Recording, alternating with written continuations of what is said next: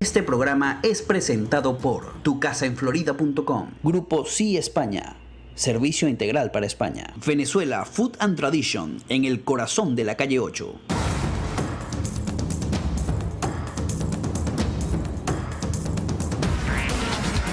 Patricia Poleo en Agárrate, opinión estremecedora. Buenas noches, bienvenidos a Agárrate. Estamos haciendo el programa, en medio de informaciones confusas en Venezuela. De eso vamos a hablar el día de hoy. Y estas nuevas designaciones de Nicolás Maduro, ya ratificó al ministro de la Defensa, al general Padrino, dicen que le tuvo miedo. No sabemos, puso de vicepresidente a Aristóbulo Istúriz. De eso vamos a conversar durante el día de hoy, porque mientras estaba Nicolás Maduro en el cadena nacional, ocurrían agresiones, violencia desatada por los grupos, los colectivos chavistas en las afueras, sobre todo, de la Asamblea Nacional. Pero vámonos a esta parte del mundo primero, antes de entrar en esa parte de América Latina. Y están todas las alertas prendidas porque Corea del Norte está anunciando cosas peligrosas. Vamos a ver un paquete de La Voz de América, un paquete periodístico acerca de este tema. Vamos a verlo.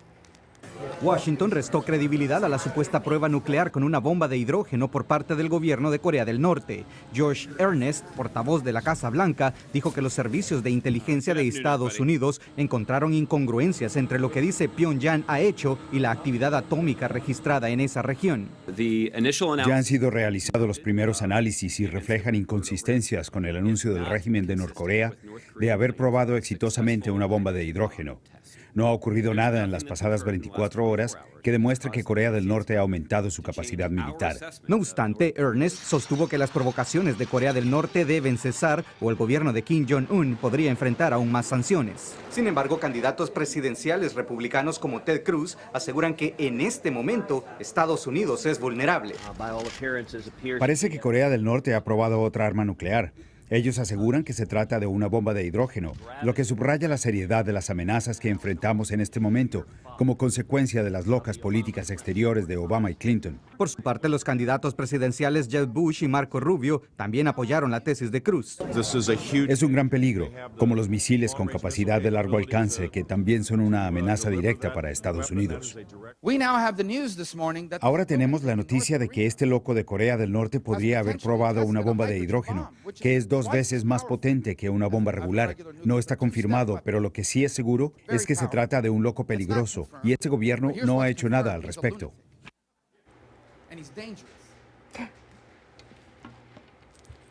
Vamos a ver, estaba revisando las informaciones que están llegando en directo acerca de lo que está pasando en Venezuela. Vamos a ver otro reportaje de la Voz de América acerca de cómo analiza la Organización de las Naciones Unidas esta amenaza de Corea del Norte.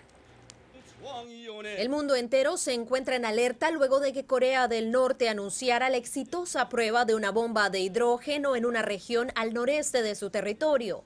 Según el secretario general de Naciones Unidas, de ser cierta, esta acción viola las resoluciones del Consejo de Seguridad de la ONU.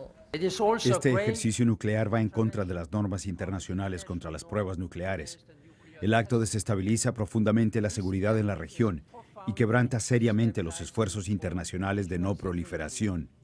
Lo condeno y exijo a Corea del Norte que ponga fin a cualquier actividad nuclear y cumpla con sus obligaciones de acabar con las armas nucleares. Los gobiernos de Estados Unidos, Japón y Corea del Sur pidieron al Consejo de Seguridad adelantar una reunión de emergencia con el fin de analizar la amenaza a la paz y seguridad internacional que representa Corea del Norte y determinar posibles sanciones que puedan tomar tras lo que habría sido la cuarta prueba nuclear ejecutada por Pyongyang. Los miembros del Consejo de Seguridad comenzarán a trabajar inmediatamente en tales medidas en una nueva resolución del Consejo de Seguridad. La Organización del Tratado contra Pruebas Nucleares analiza también las secuelas de la explosión registrada en suelo norcoreano para determinar si en esta presunta prueba se utilizó una bomba de hidrógeno. Insto a Corea del Norte a que implemente todas las resoluciones del Consejo de Seguridad de la ONU y del Organismo Internacional de Energía Atómica. Estamos listos para llegar a una solución pacífica al problema nuclear de Corea del Norte, reiniciando el programa de verificación nuclear en esa nación una vez que se alcance un acuerdo político. Se espera que una nueva resolución sea presentada ante el Consejo de Seguridad en los próximos días. Celia Mendoza, Voz de América, Naciones Unidas.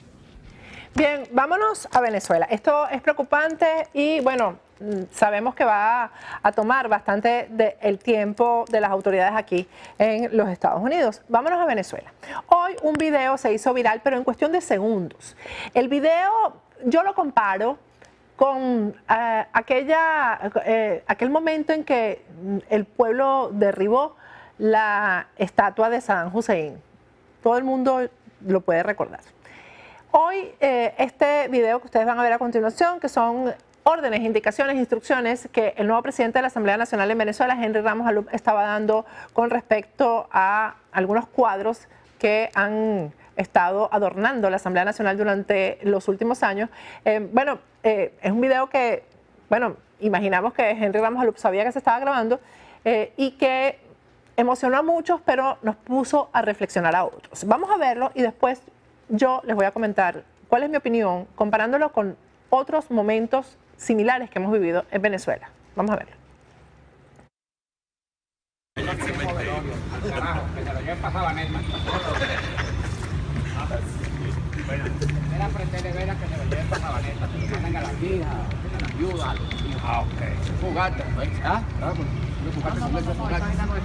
ese Simón Bolívar participado también lo pasó. Y aquí tengo Simón Bolívar.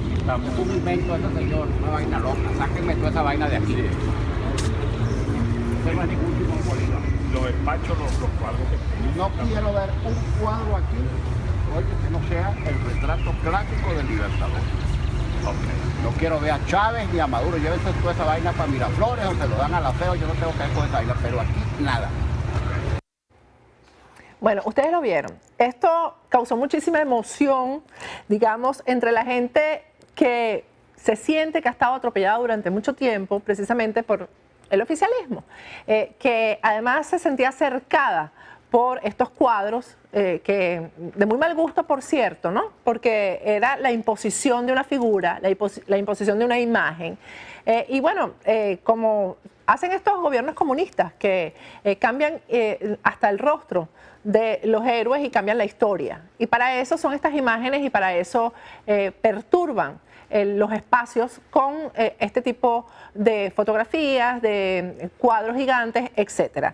Pero fíjense, si hacemos un poco de reflexión y recordamos lo que ocurrió en Venezuela el 11 de abril del año 2002, pues este tipo de actitudes puede ser un poco peligrosa, porque no se puede tampoco arrinconar al enemigo de la manera en que se está haciendo aquí, porque lo primero que los venezolanos quieren es que se resuelvan sus problemas antes de que ocurra este tipo. Y aquí me va a odiar mucha gente y me va a criticar mucha gente por lo que estoy diciendo, pero quizás esto no es necesario. Hubiera sido bien importante que se hiciera lo mismo, pero que no se grabara un video y se hiciera de la forma en que se hizo. Porque si no vamos a terminar en una guerra por asuntos de estética y no se va a llegar al fondo de lo que de verdad necesita y le importa al país, que es que se regrese a las instituciones. Y para eso está Henry Ramos Alup, ahí hasta ahora lo está haciendo muy bien.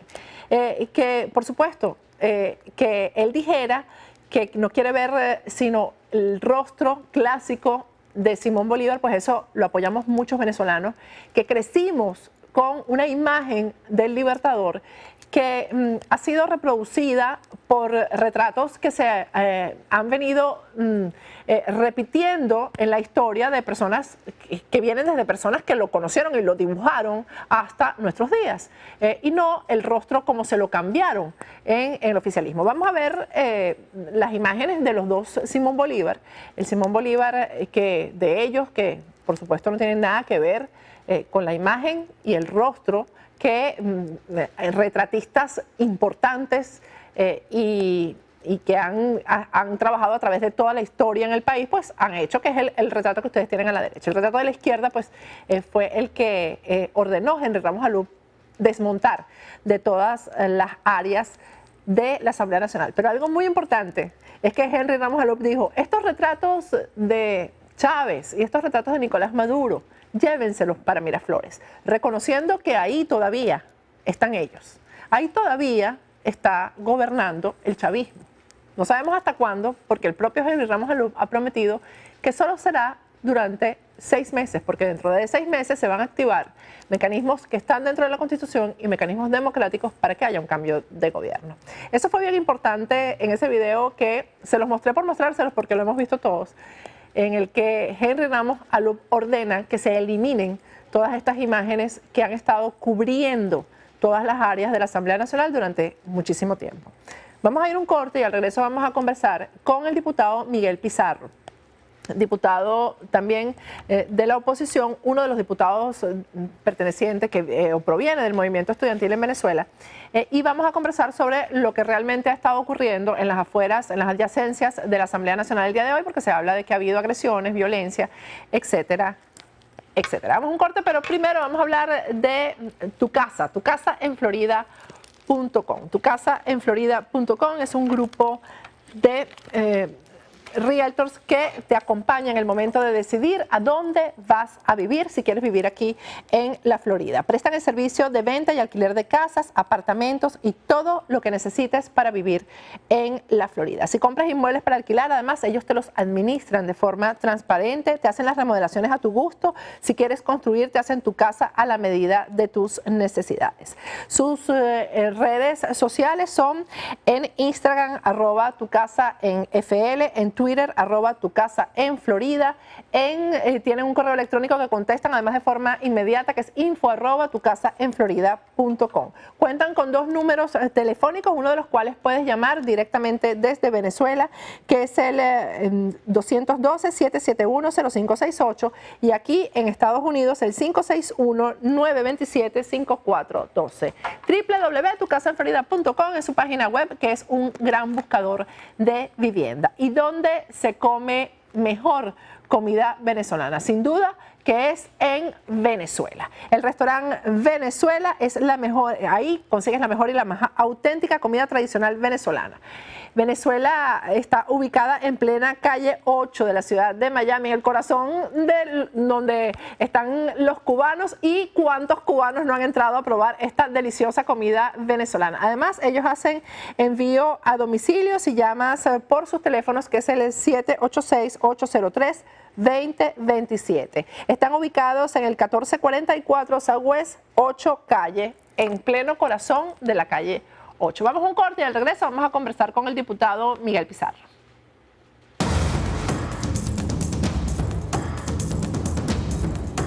Agárrate con Patricia Poleo.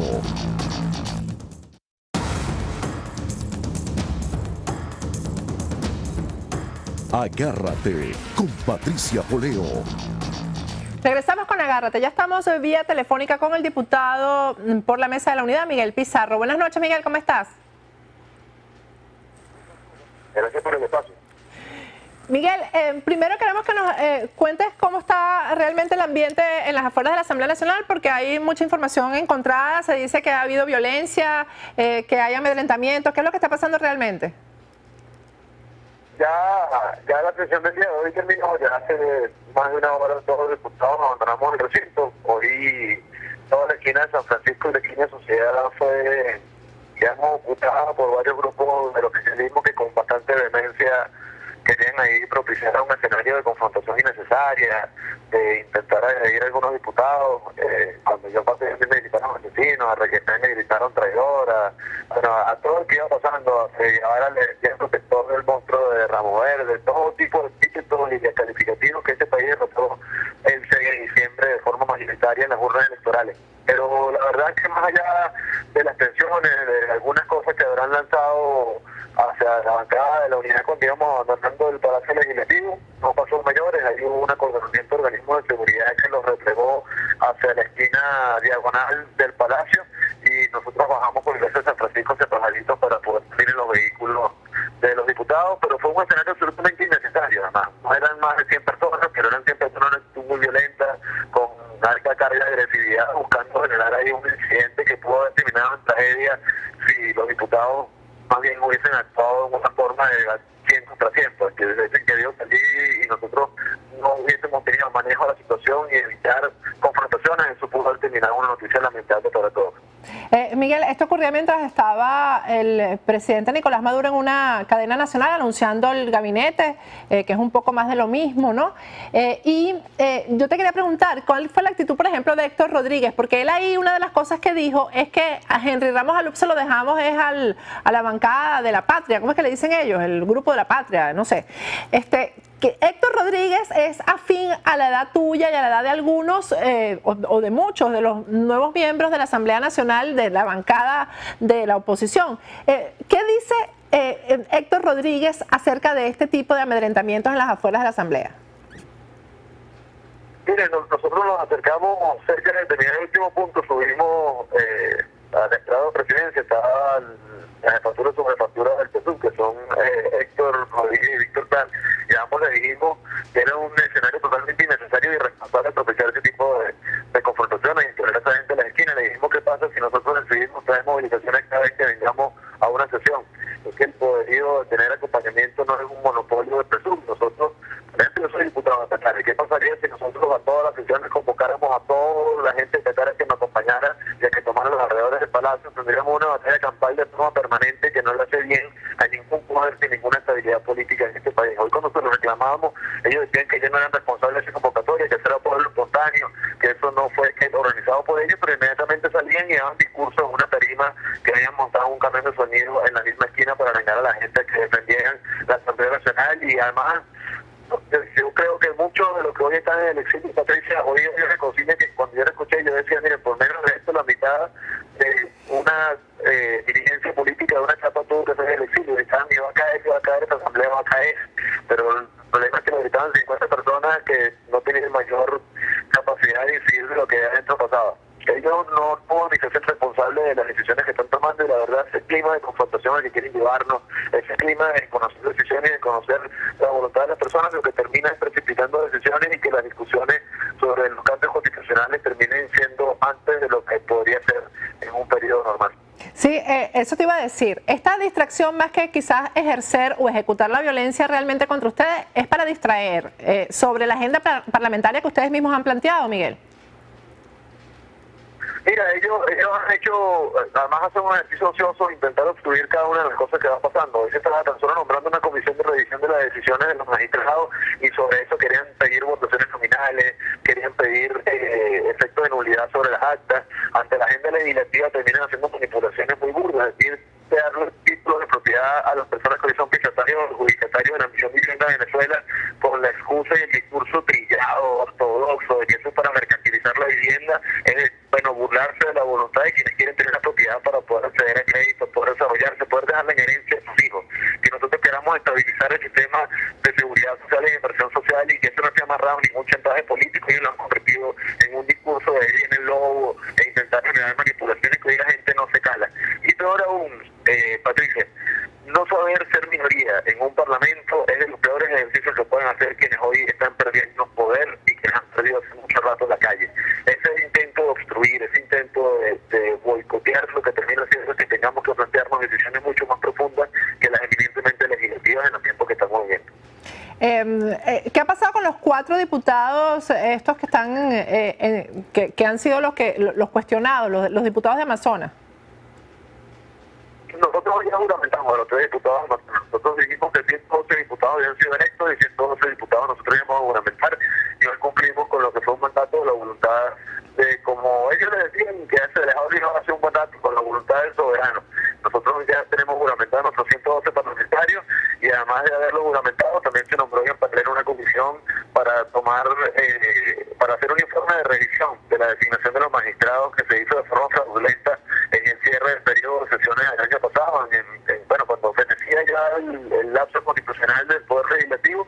Ellos hicieron, violando todos los tiempos, todas las formas, todos los requisitos, unas designaciones sobre las cuales hoy se nombró una comisión para que esas designaciones fueran revisadas, sobre todo utilizando como fundamento de esta decisión que 2 de las personas que fueron nombradas como nuevos magistrados son los que llevan las causas de los diputados impugnados del Estado de Amazonas que quieren impedir que se juramentaran, pero nosotros hicimos valer la voluntad de los venezolanos y la defensa de cada uno de los votos que ese 6 de diciembre apostó por el campo, el progreso, el futuro y la posibilidad certera de tener soluciones a este enorme drama económico y social que vive el país. Bueno, es que para eso fueron electos, para precisamente anular algunos de los diputados. Y por eso es que Diosdado Cabello dice que todas las decisiones que está tomando la Asamblea Nacional ahora son inconstitucionales. Bueno, ellos ya no hay que decir, primero decían que era inconstitucional, al final terminaron usando un discurso del que se burlaban hace 2 años. Ahora dicen que es una asamblea ilegítima, que es una asamblea que su ilegitimidad está dada por las condiciones y las acciones que venimos tomando desde que tomamos control del poder legislativo. Yo al final termino creyendo que son más bien visiones cortoplacistas, de intentar simplificar lo que es una realidad en la calle, que hay una nueva mayoría, que tiene una nueva forma de hacer las cosas, y que tienen claro que hay que tener prioridades dentro de la Asamblea Nacional, que no se pueden seguir gastando $500 millones en su colma hasta que no hay alimentos y medicinas, que no pueden seguir teniendo privilegios de millardos de bolívares en viáticos mientras que no hay medicinas y no hay escuelas de calidad en nuestro país, que no pueden seguir manejando los poderes como si fueran la pulpería y su negocio personal, sino que tienen que ser poderes para la solución y de cara a los ciudadanos, y por eso tanto los que antes eran directivos como los que ahora son responsables de la fracción terminan actuando con unos márgenes de desespero que los hacen quedar muy mal ante la sociedad. Cada acto de odio, de intolerancia, de boicot, lo que termina haciendo es que pierdan la capacidad de ellos de recuperar algún caudal de lo que han perdido electoralmente. Miguel, ¿cuán viable es la ley de amnistía? ¿Cómo va eso? ¿Ustedes han nombrado alguna comisión? ¿Quién se está encargando de esto? Mira, así como lo hicimos con los parlamentarios y cumplimos y honramos nuestra palabra, así sucederá también con la ley de amnistía. En este momento se está trabajando el formato final de la ley. Queremos presentar una ley que esté muy bien blindada, que tenga su listado de nombres, que esté muy bien organizada, que además no deje ningún cabo suelto para que no pueda ser sujeto de manipulaciones ni de boicot, y nosotros avanzaremos en esa discusión y en su aprobación. Si no quiere ser promulgado por el Ejecutivo, la Constitución da mecanismos que permiten que la Asamblea Nacional sea quien la promulgue y que se pueda hacer una realidad que tanto los exiliados como los perseguidos como los presos puedan estar nuevamente en libertad. Hay casos que son profundamente injustos, hay casos como el de Christian Holder, que está condenado a 10 años a presentarse semanalmente en un tribunal de República, tan solo por haber tomado fotos en los alrededores del CICPC, y sin contar los presos políticos, digamos, más renombrados como Antonio, Ariel, Leopoldo, y cada uno de los que hoy está privado de libertad de una forma ilegítima. Aquí nadie puede estar preso por pensar distinto y por tener una postura política referente al cambio de gobierno que hoy vive en nuestro país. Por eso creemos que la ley de amnistía es un vehículo para la reconciliación, es una forma de generar estabilidad en nuestro país y que podamos como hermanos avanzar en conseguir soluciones. Bueno, Miguel, muchísimas gracias por habernos atendido. Bueno, y gracias por formar parte de esta nueva asamblea que definitivamente traerá los cambios al país. Yo estoy segura que sí. Muchísimas gracias. Así es, un gran abrazo, Patricia. Cuídate. Bueno, ustedes lo escucharon, es uno de los diputados jóvenes, ellos dicen que no tienen jóvenes, dice el oficialismo que en la oposición no hay jóvenes. Vamos a ir a un corte, pero primero vamos a hablar de España, vamos a hablar de emigrar hacia España, de la mejor forma de emigrar hacia España. Muchos piensan que para emigrar a España es necesario o hace falta tener un familiar español o invertir grandes cantidades de dinero, y no es así. España ofrece el poder emigrar sin tener que invertir y sin tener que montar una empresa ni tener que comprar una propiedad, y no estamos hablando definitivamente de grandes cantidades de dinero. Esta es una excelente opción no solamente para los que quieren emigrar por primera vez, sino también para aquellos que ya han emigrado a otros países y no han podido lograr una residencia permanente o sencillamente buscan una mejor calidad de vida. El Grupo Sí España te asesora a través de sus aliados locales en España, lo cual es muy importante porque en el momento de emigrar o de invertir hay que asesorarse con profesionales y expertos locales. Para comunicarte con el Grupo Sí España, ahí tienes los teléfonos en Madrid, en Miami, los tienes en pantalla. Tienen un correo electrónico que es info@siespana.es. Su página web es www.siespana.es, y en sus redes sociales en Twitter y en Instagram son Grupo Sí España, y en Facebook Grupo Sí España. Vamos a ir a un corte, al regreso vamos a tocar un tema que tiene muy preocupado a Miami, a la Florida y por supuesto a la comunidad cubana. Es este éxodo masivo que hay de cubanos que finalmente van a llegar, que están pasando por Ecuador, a través de Costa Rica, de Panamá, El Salvador, y finalmente llegarán aquí seguramente a la Florida. Al regreso vamos a hablar con Ramón Saúl Sánchez, presidente del Movimiento Democracia, acerca de este tema, de esta crisis humanitaria. Ya volvemos.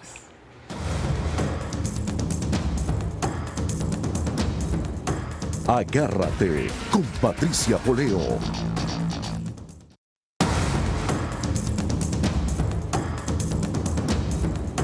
Agárrate con Patricia Poleo. Regresamos con Agárrate. Vamos a entrar en un tema que nos tiene preocupados a todos los que vivimos aquí en la ciudad de Miami, pero además quienes sabemos lo que es emigrar por persecución política y por razones económicas. Y quien en nuestros países no sabe algo de eso o no tiene de cerca el problema de tener que emigrar, tener que ir a otros países a buscar la paz y la estabilidad económica. Es el caso de los cubanos que han iniciado un éxodo hace meses vía Ecuador y que hoy ya están siendo recibidos en Miami. Algunos, otros ya se preparan para terminar un viaje que ha sido realmente dramático. Hay posiciones encontradas con respecto a los cubanos que están llegando aquí al sur de la Florida. Las autoridades locales, es decir, el alcalde Tomás Regalado, pues asegura que no está preparada la ciudad para recibirlos y que se avecina un conflicto y una crisis de grandes dimensiones con la presencia de los cubanos que se esperan aquí cuando finalicen este éxodo del que estamos hablando. Y hay movimientos pro cubanos, pro democracia, como es el caso del Movimiento Democracia precisamente, que está defendiendo el derecho que tienen estos cubanos a vivir en libertad y a estar aquí en Miami. Por eso tenemos a Ramón Saúl Sánchez aquí con nosotros. Gracias, Ramón Saúl. Gracias, Patricia, un honor estar aquí. Gracias por estar aquí, presidente del Movimiento Democracia precisamente. Vamos a hablar primero, porque tenemos bastante tiempo para esto, acerca de la crisis en realidad. Vamos a hablar de números. Tengo entendido incluso que ya hay cubanos que han muerto esperando poder salir de Costa Rica, que es el país que los ha alojado durante más tiempo. Estamos hablando del cuarto éxodo masivo en la historia reciente de Cuba, después de que el régimen de los hermanos Castro tomó el poder. Esto no sucedía antes de este régimen. Antes de este régimen menos de una fracción de un 1% vivía en el destierro. Ahora el 20% de la población o más vive distribuida por todo el mundo, desgraciadamente, ¿no? En este caso en particular, hay ya más de 70.000 cubanos que han salido del último año fiscal a la fecha desde Cuba y han entrado acá en los Estados Unidos o han sido repatriados. Y en el caso del acantonamiento de cubanos en Costa Rica, aunque se habla del número de 8.000, pero podrían ser mucho más. Algunos todavía están trabados en Panamá y hay otros en Ecuador o en tránsito, así que podrían ser muchísimo más de 8.000 cubanos, desgraciadamente. Además, estaba escuchando ayer que ellos tienen que pagar su pasaje, que aquí la resolución o la solución que se le ha dado a esto, que es llevarlos vía El Salvador, etcétera, pero ellos tienen que pagar el pasaje, además tienen que pagar las visas que están exigiendo cada uno de los países por donde van a hacer tránsito, ¿no? Sí, pero yo tengo que destacar el valor tremendo, la integridad, el corazón grande del pueblo de Costa Rica, de su presidente Guillermo Solís, de su vicepresidente, de los dos vicepresidentes de Costa Rica, del canciller Manuel González, de todos los que han ayudado a todas esas personas que se han quitado los frijoles, las comidas, ellos mismos, los ciudadanos costarricenses, para dárselo a estos cubanos. Ese gesto tan lindo y esa integridad con que el presidente Solís y todo su gabinete ha defendido los derechos humanos por encima de cualquier consideración política, a tal punto bien firme ha sido, ¿no? Bien firme. Esto no tiene precedentes, esto hay que hacerlo notar, los libros de historia tienen que recoger esto, aparte de si son los cubanos o si no son los cubanos. Un presidente que ha dicho, voy a poner los derechos humanos por encima de cualquier otra cosa, a pesar de lo pobre que es Costa Rica, un país pequeño, sin recursos, y le ha hecho frente. Así que eso hay que decirlo claramente. Entonces, ahora han logrado que los otros países den el paso. Entiendan la situación. Y eso también se lo agradecemos a los otros gobiernos, el gobierno de El Salvador, el gobierno de Guatemala, el gobierno de México y el gobierno de Estados Unidos, que eventualmente lo recibiría, suponemos, hasta este momento. No así, desgraciadamente, al gobierno estilo Chávez. De la franquicia. Chavismo, Claro. el comunismo castrista que Sí. existe en Nicaragua, tristemente. Ellos van a tener que pagar 550 y pico de dólares, por lo menos ese es el ensayo que se está haciendo ahora, y esto le cubre el vuelo del avión, el etiquete del avión, le cubre el pasaje del ómnibus, etcétera. Pero me imagino que las familiares que están aquí en Estados Unidos están colaborando con ellos y están sufragando. Muchas de estas personas no tienen familiares, pero la mayor parte sí. Pero además de eso, ellos vendieron todo lo que tenían en Cuba. Si tenían una casita, la vendieron. Si tenían algunas prendas, las vendieron. Cualquier propiedad, herramientas, de todo vendieron. Sí, porque estamos hablando de que no son baiceros, estamos hablando de que prepararon su viaje vía correcto. una visa que tenían, o mejor dicho, un pasaje que tenían porque antes hacia Ecuador. A Ecuador. Ahora es que hay visa, ya en ese momento no se les exigía visa a los cubanos. No, ahora sí, después de la crisis. Y entonces ya el primer vuelo sale el martes por la noche, o sea, el día 14 por la noche. Que tengo entendido que son las familias con niños los primeros que van a salir. El primer vuelo son adultos solamente, aparentemente quieren hacerlo así para que se explore si hay peligros o no para los niños. El segundo vuelo Más ya razonable. sí irían las familias con ¿Cómo se niños. entiende esto, Ramón Saúl, de que sea el segundo éxodo mayor, me dices tú? El cuarto. El cuarto. Si se supone que se están normalizando las cosas después del restablecimiento de relaciones entre Cuba y Estados Unidos, ¿por qué el cubano ahora está saliendo con esa desesperación? Bueno, a ver, estamos hablando de una dictadura de 57 años. Se han hecho amigos los gobiernos, lo que le pasa típicamente a todos nuestros pueblos.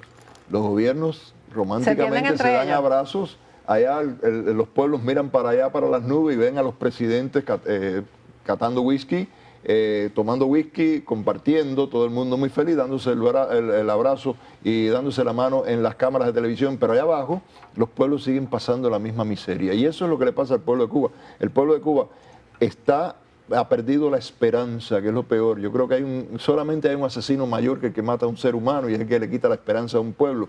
Los gobernantes de mi país han matado la esperanza a la gente nuestra, y por eso es que salen a borbotones. Antes, como dije anteriormente, antes no había éxodo desde Cuba. No se conocía la figura del balsero cubano. Eso es todo creado por este régimen.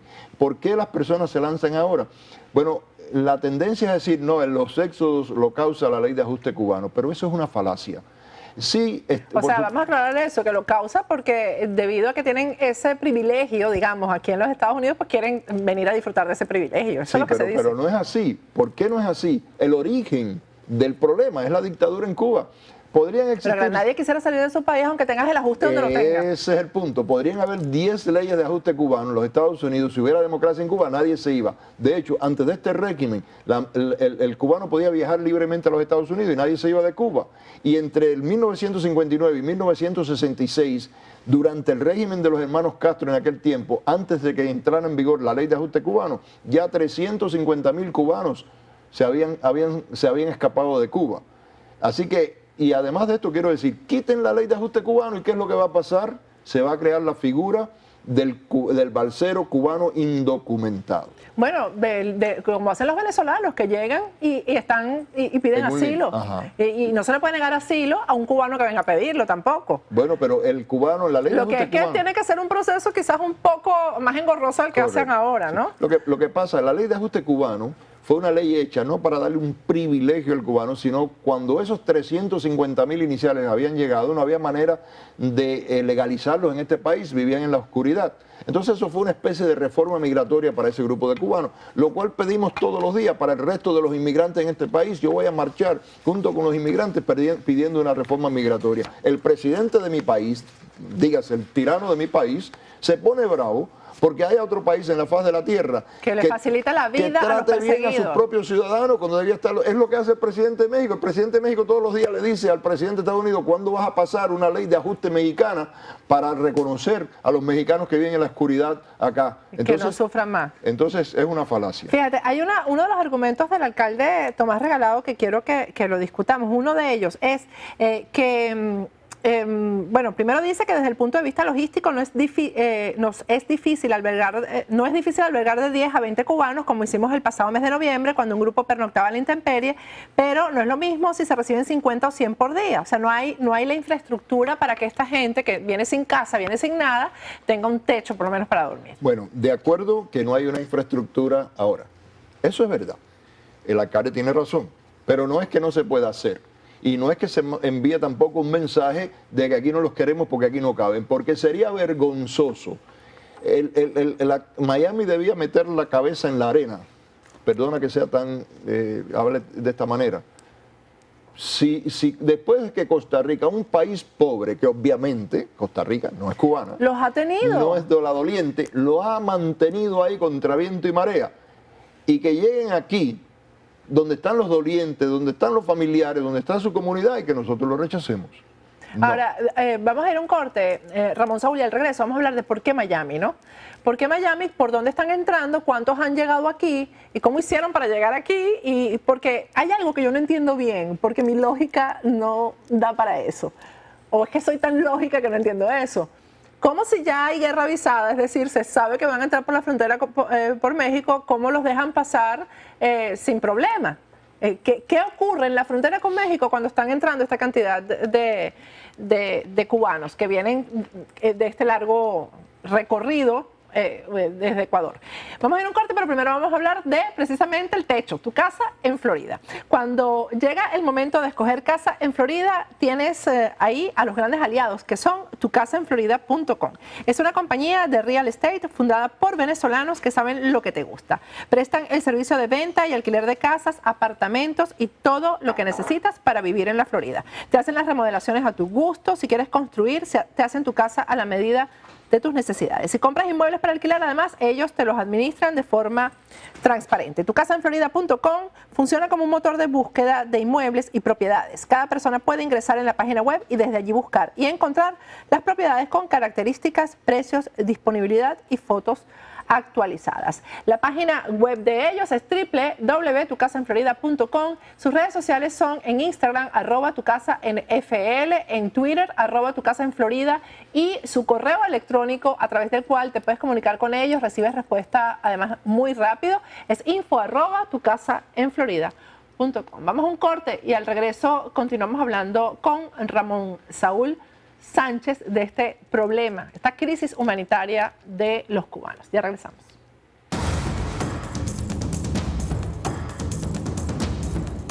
Agárrate con Patricia Poleo.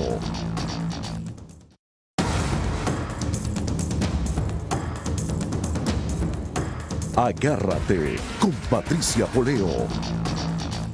Regresemos con Agárrate, estamos con Ramón Saúl Sánchez, él es presidente del Movimiento Democracia y promotor de los derechos civiles y humanos de Cuba a través de la no violencia. Muchas huelgas de hambre además has tenido, Ramón Saúl, peleando por esos derechos humanos de los cubanos. ¿Cómo han entrado estos cubanos? ¿Cómo si hay guerra avisada? Es decir, si Estados Unidos sabe que vienen, que ya vienen. Por ejemplo, estos 180 que es va a ser el piloto pues, del éxodo, el ensayo con puros adultos. Se sabe que van a llegar en algún momento a la frontera entre México y Estados Unidos.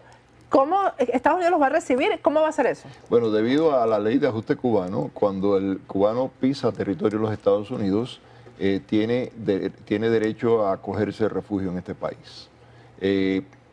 Todos los días entran cubanos por la frontera. Están entrando venezolanos, imagínate. Todos los días entran venezolanos, todos los días entran mexicanos, todos los días entran personas de diferentes países.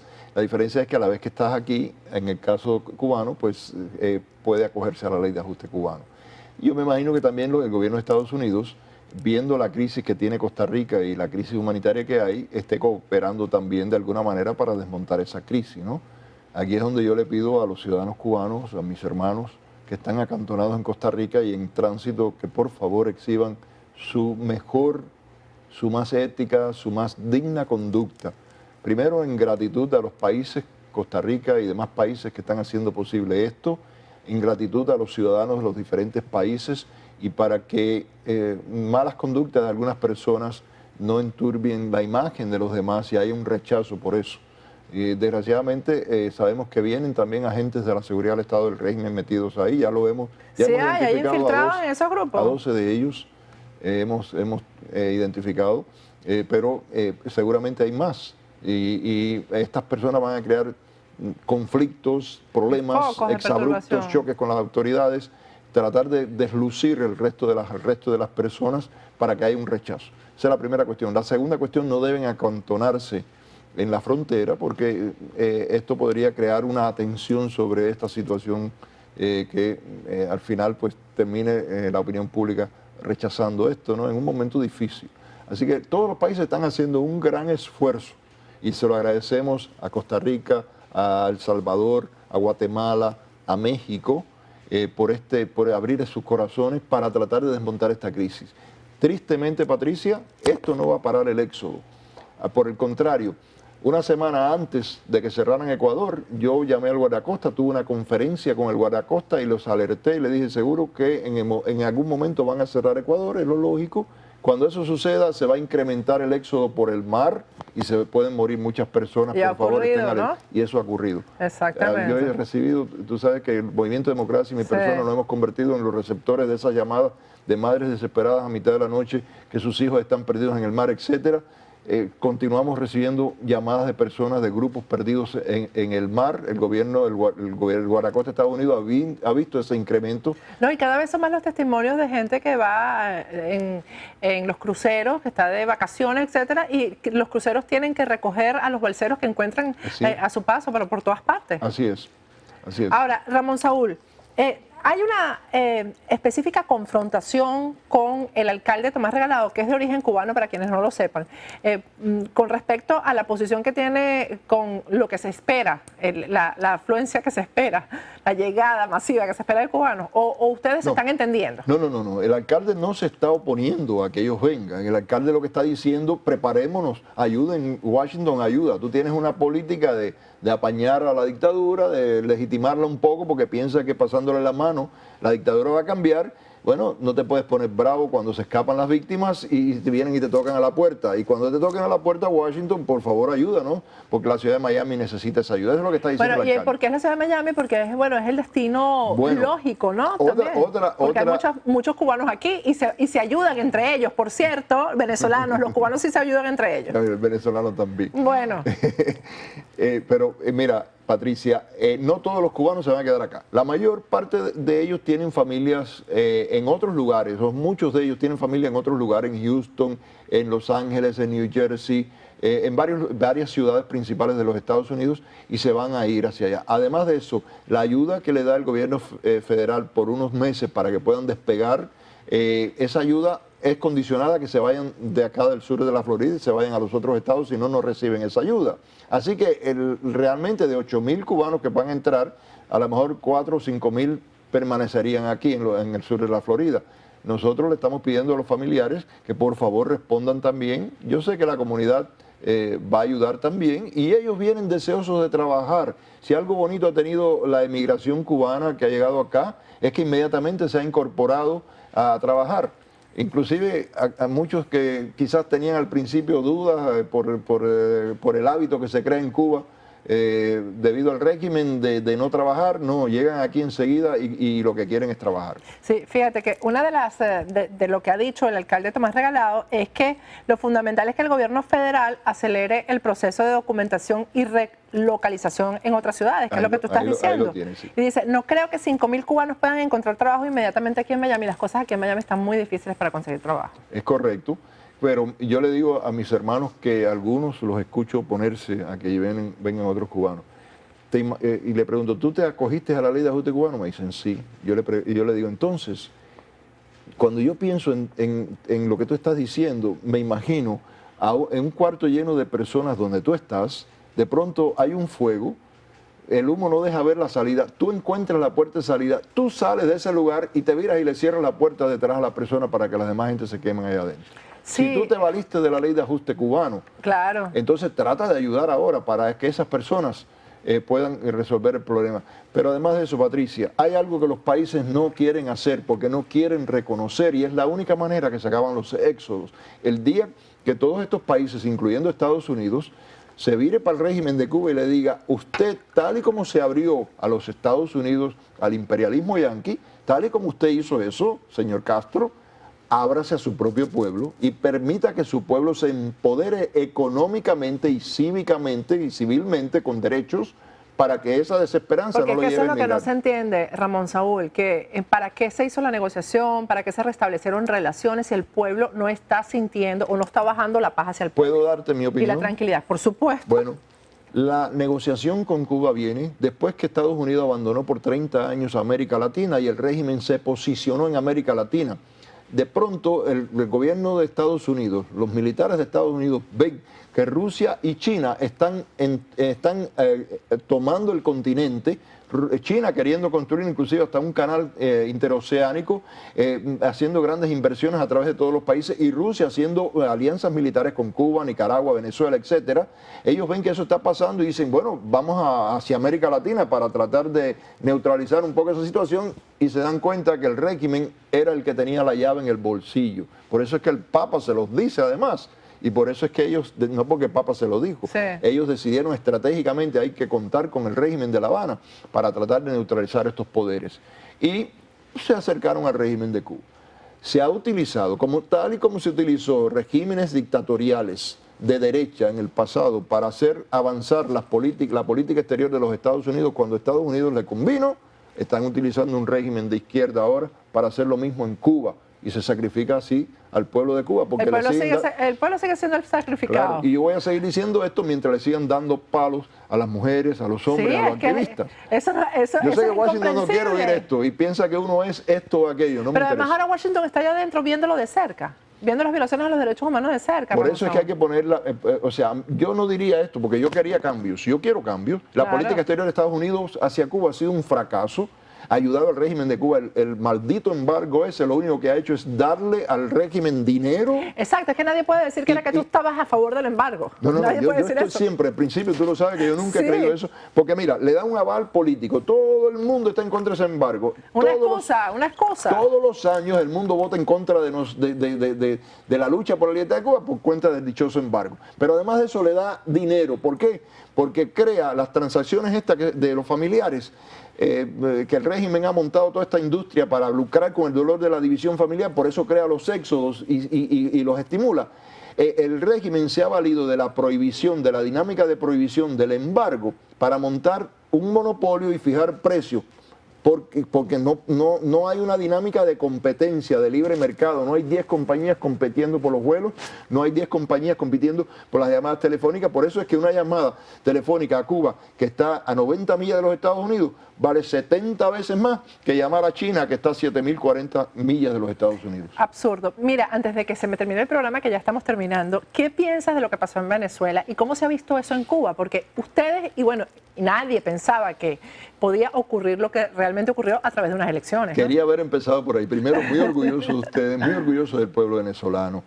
El tesón, el no rendirse, el tener esperanza, el tener fe está dando frutos, pero el triunfalismo puede ser fatal ahora. Hay que mantener la unidad de la oposición, hay que mantener el mundo, la solidaridad con el pueblo de Venezuela. El pueblo tiene que incorporarse para asegurarse que toda esta gente que le han hecho tanto daño a Venezuela, que quieren convertir a Venezuela en un guiñapo y casi la tienen desgraciadamente convertida, así como el régimen de los hermanos Castro lo hizo, que esa gente no puedan retomar el poder, que no puedan manipular y que claramente se establezca la institucionalidad en Venezuela y el respeto al derecho de los venezolanos. Yo creo que eso va a pasar y necesita de la ayuda de todos nosotros, y nosotros, orgullosos de los venezolanos, también le decimos al pueblo de Cuba, toma ejemplo en lo que está pasando en Venezuela. Claro, las cosas en Cuba son un poco más difíciles. Más difíciles. Porque en Cuba ellos tuvieron tiempo de acabar con las instituciones, definitivamente. Mira, ¿no? no hay ninguna prensa. No hay libertades de ningún tipo. Y más que todo, le sembraron el ADN al cubano, a las nuevas generaciones,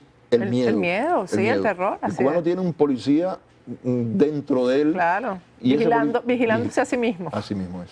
Bueno, Ramón Saúl, muchísimas gracias. Gracias, y vamos a Patricia. estar pendientes porque ¿cuándo se piensa que van a llegar este grupo que está saliendo de El Salvador el martes? Bueno, salen el día 14, podrían llegar yo creo que unos días después, 3 o 4 días después, vamos a ver. y llegarán directo aquí un grupo, me imagino, Yo grande. me imagino que lleguen a la frontera y de ahí algunos vendrán para acá, otros se irán para otras ciudades. Vamos a ver, todavía no sabemos qué va a hacer el gobierno de los Estados Unidos, que ha estado muy callado en este sentido. Sí, ha hecho silencio. Hay silencio, pero yo creo que ha sido un silencio inteligente. No quieren crear mucha bulla con esto para que no haya un rechazo.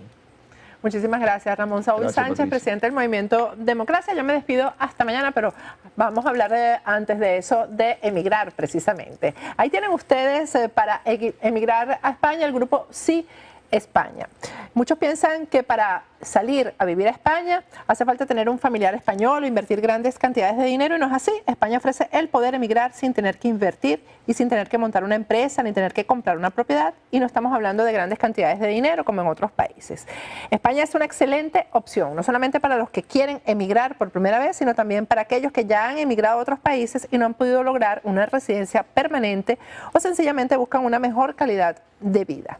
El Grupo Sí España te asesora a través de sus aliados locales en España, y esto es muy importante, ya que al momento de emigrar o invertir hay que asesorarse con profesionales y expertos locales. Los fundadores del Grupo Sí España son expertos en el área migratoria y te ayudarán a canalizar tu proceso migratorio y de inversión de una manera personalizada, sirviendo así de enlace con profesionales en España. Tienen ustedes en pantalla los contactos en Madrid, en Miami. Su correo electrónico es info@siespana.es.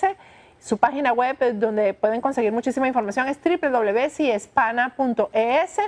Las redes sociales son en Twitter y en Instagram, @Grupo Sí Hispana, y en Facebook, Grupo Sí Hispana. Y el cuidado del cabello solamente se pone en manos de expertos. Ahí tienen ustedes al gran Carlos Gerald Tramonte. Su página web es www.tured.com. A través de la página web hacen su cita y el teléfono es el 954-732-1485. Y los accesorios que luzco en este programa son todos diseñados por, ahí me estaban preguntando ya por el collar de cascada de perlas que cargo el día de hoy. Son de Jackie Rosenthal. Ahí tienen ustedes el taller de Jackie, donde ella imparte clases y además vende las cosas hermosas que ella misma hace. Tiene una promoción: si vas con una amiga ganas una clase gratis. Jackie cuenta con todas las herramientas, con todos los materiales necesarios para hacer esas hermosas prendas, esos accesorios hermosísimos. Su teléfono es 954-708-9300 y su dirección 15946 West State Road, 84 Sunrise. Eso es en Weston. Bueno, me despido hasta mañana. Este programa fue presentado por tucasaenflorida.com, Grupo Sí España, servicio integral para España. Venezuela Food and Tradition, en el corazón de la calle 8.